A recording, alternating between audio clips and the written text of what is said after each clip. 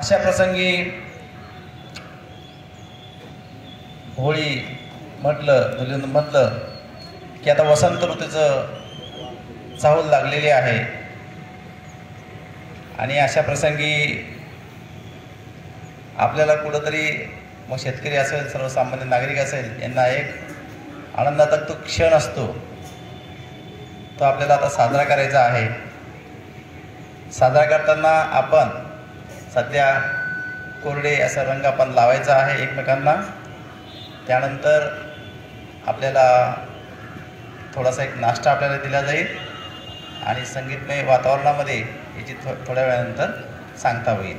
गणपती उत्सव पण त्या दिवशी बंदोबस्त होता आणि आम्ही सकाळी अचानक असं ठरवलं की आपणही साजरा करूया। कोंडिशनला गणपतीची मूर्ती आम्ही स्थापन किंवा शांतता कमिटीची बैठक असावी, परंतु या ठिकाणी ज्यावेळेस आगमन झालं त्यावेळेस इथल्या सर्व विविध रंगाचे दर्शन आम्हाला या ठिकाणी झालं आणि यातूनच सर्व धर्म समभाव ही जी संकल्पना आमच्या सर्व भोकरदनकरांची नेहमीच असते ती अत्यंत चोखपणे पाळण्याचं काम या पोलीस स्टेशनच्या वतीनं आदरणीय बेडवे साहेब आणि त्यांच्या सहकार्याने या ठिकाणी केलं। म्हणून मी सर्व पोलीस प्रशासनातील सर्व बांधवांना या ठिकाणी होळीच्या लक्ष अशा हार्दिक शुभेच्छा देतो आणि आजच्या भोकरदन शहरामध्ये पोलीस प्रशासनाच्या वतीनं होळी आणि धुलीवंदनाचा उत्सवाचा कार्यक्रम आयोजित केला। सर्वप्रथम मी या पोलीस स्टेशनचे इंचार्ज बेडवे साहेबांचं मनापासून अभिनंदन करतो, धन्यवाद देतो। त्यांनी एक चांगला पायंडा या नदीमध्ये आमच्या काढला, कारण की पोलीस डिपार्टमेंटकडे समोरून जाताना माणूस जरा चांगल्या नजरेने बघत नसतो।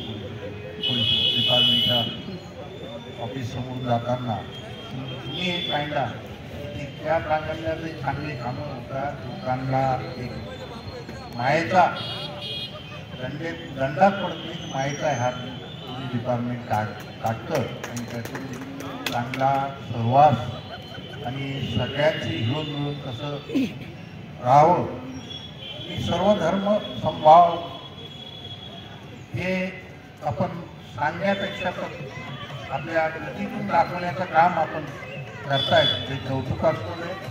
ते मला आठवतं आहे 20 वर्षापूर्वी, आता माझं नाव आठवत नाही, पोलीस अधिकारी होते त्यांच्यावर गणपतीचा आम्ही करून होतो, गणपतीचा उत्साह असायचा।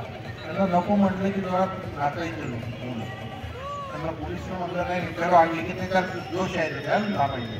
ते अधिकारी त्यांनी जे आले की समोर यायचे आणि स्वतः त्यांच्यावर नाचायला लागायचे। त्यानंतर लोकांत जर आपण वावरताना अगदी मोकळ्या मनानं आणि कायदा आणि दंडा यानं कुठल्याच गोष्टी घडत नसतात।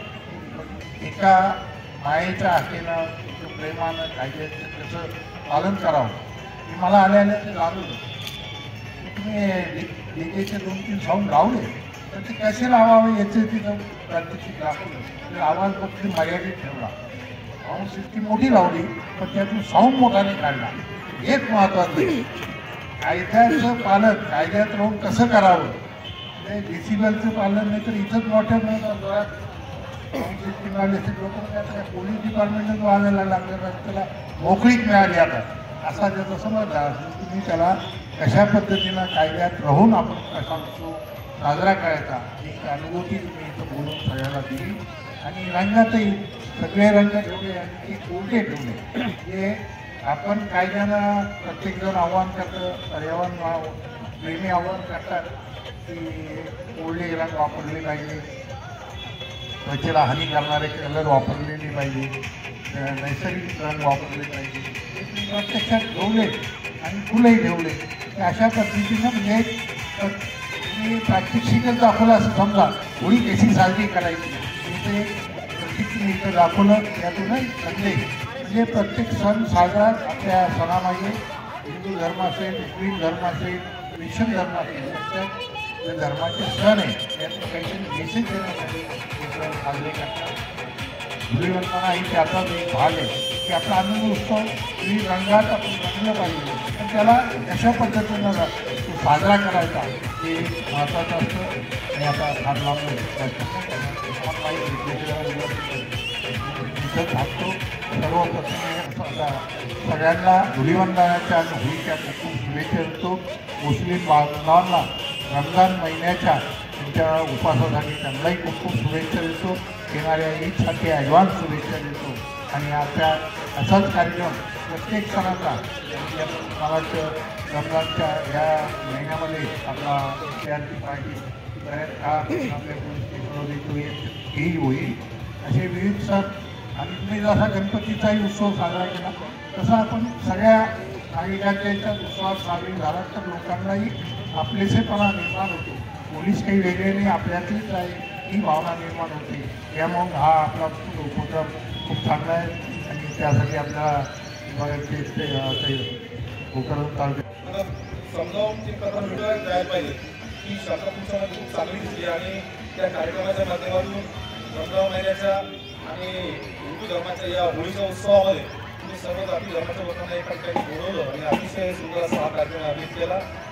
तुमच्या व्यक्तिमत्वाबद्दल सर एक कविता मला आठवली, फार माझी आवडती कविता आहे. नंतर साहेब तुम्ही पण ऐका, कारण तुम्ही या पदावर येताना खूप अभ्यास करून पण आलेला आहे की प्रत्येक शिंपल्यात मोठी मिळत नाही, आईची सर्व मुले कृष्ण भरत नाही, कर्तृत्व अमर करते व्यक्तित्व माणसाचे, व्यक्ती जरी मेली तरी कीर्ती मरत नाही, आणि आंब्याचे गुण ज्यांच्या अंगी तोच महान, बावळीच्या सावलीत कुणी बसत नाही. असं कर्तृत्व तुमचं महान आहे. त्यापेक्षा तुमच्या आईवडिलांना आमचा नमस्कार की ज्यांनी तुमच्यासारखे कर्तृत्ववान लोक या ठिकाणी त्यांना जन्म दिला आणि घडवले, त्यांनाही आमचा नमस्कार. आपण अतिशय सुंदर असा कार्यक्रम आयोजित केला. माझ्यातर्फे माझ्या शहरवासियात इच्छा आणि मुस्लिम बांधवांना इच्छा शुभेच्छा सांगतो. आयोजित केला या कार्यक्रमासाठी तहसीलदार साहेब स्वतः उपस्थित आहेत. एस पी साहेब सुद्धा येणार होते पण काही अपरिहार्य कारणामुळे त्यांचा दौरा राजून उपलब्ध केले. आजच्या कार्यक्रमाच्या निमित्तानं जे सदस्य धार्मिक व्यापारी मंडळी, राजकीय पक्षाचे पदाधिकारी, पत्रकार मित्र आणि पोलीस स्टेशनचे सर्व स्टाफ या सर्वांना अगोदर होळी आणि धुलीवंदनाच्या शुभेच्छा देतो. सर्वांनी दुर्वे साहेबांचं कामाचं कौतुक केलेलं आहे. होळी निमित्ताने संमिश्र जातीय स्वरूपात निर्माण करण्याच्या दृष्टीने हा कार्यक्रम आयोजित केला. भोकरदन शहराचा इतिहास जर काढला आपण गेल्या 35-40 वर्षाचा, या शहरामध्ये जातीय स्वरूप अत्यंत चांगला असून कोणत्याही प्रकारचं जातीवाद निर्माण करणारं कृत्य या शहरात झालेलं नाही. छोटं मोठं झालं असेल तर सर्वांच्या सल्ल्याने सर्वांनी विषय समजून टाकले.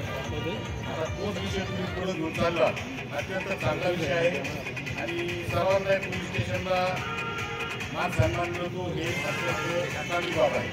आजच्या कार्यक्रमाच्या निमित्ताने मला 2 शब्द बोलण्याची संधी दिली त्याबद्दल आभार मानतो. आणि अतिशय स्तुत्याचा उपक्रम या ठिकाणी सुरू केलेला आहे. आपल्या भोकरदन शहरात जातीय सलोखा आणि धार्मिक ऐक्य जे आहे हे आपण विविध सणांच्या माध्यमातून यापूर्वी दाखवून दिलेलं आहे. त्यामध्ये आपली गणेशोत्सव असेल, ईद असेल, अन्य उत्सव असतील, हे सर्व जाती धर्मातील लोक एकत्र येऊन आनंदाने आणि मोठ्या उत्साहाने साजरा करतात. यात कोणतरी गालबोट लागत आहे वैशिष्ट्य आहे.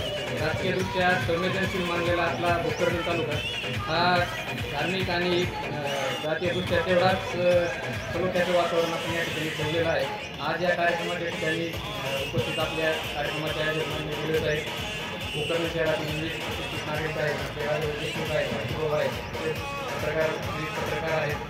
त्या सर्वांना होळी आणि धुलीवंदनाच्या शुभेच्छा, रमजानच्याही शुभेच्छा. आज या ठिकाणी आपण सर्व आलात, या कार्यक्रमात सहभागी झालात आणि आगामी काळातही आपण प्रशासनाला अशाच दृष्टीने सहकार्य कराल याची अपेक्षा व्यक्त करतो. आणि दुर्वे साहेबांच्या या कार्यक्रम आयोजनाबद्दल पुन्हा एकदा प्रशासनाच्या वतीने धन्यवाद देतो. धन्यवाद.